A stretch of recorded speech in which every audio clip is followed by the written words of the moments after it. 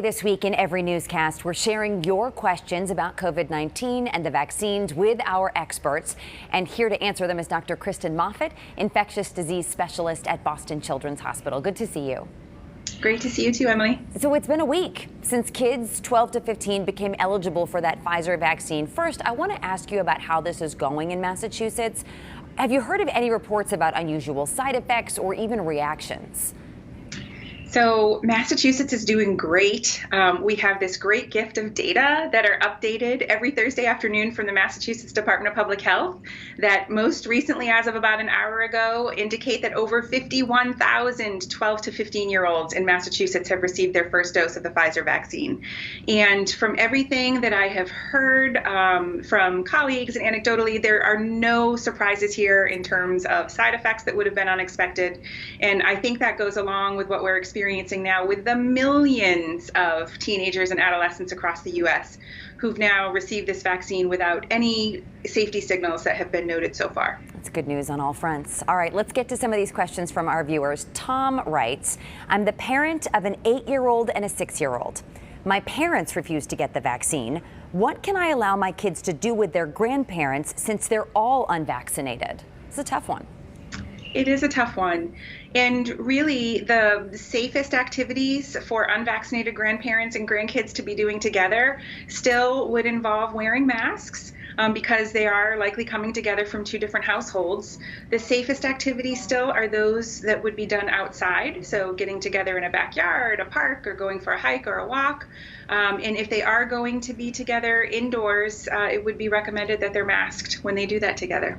All right, this next one is from Karen. She says, my daughter has many food allergies. How do I know if she's allergic to any of the vaccine ingredients before she's had the shot?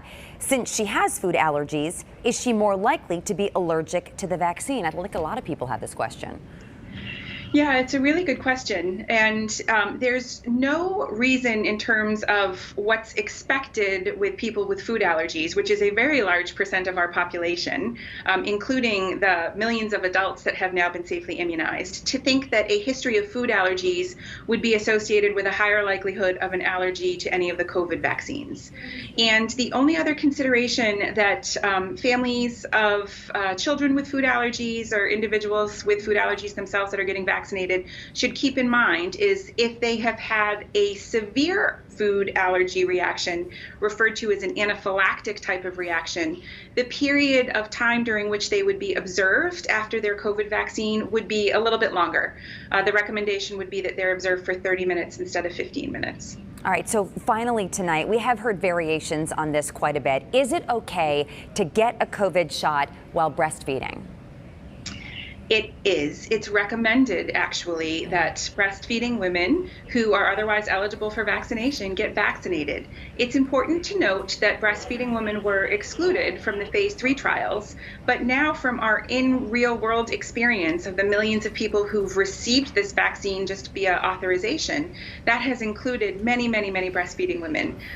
There are active registries for breastfeeding women who've been vaccinated to report any unusual side effects, and there have been no safety signals in breastfeeding women who've been vaccinated now. There additionally are a couple of studies now that have been released that have demonstrated the presence of COVID-specific antibodies in the breast milk of women who were vaccinated while they were breastfeeding. And it's not totally clear yet how much that might offer protection to the breastfeeding infant, but it's certainly possible that that infant, through the breast milk, may be receiving some degree of protection from COVID infection. Really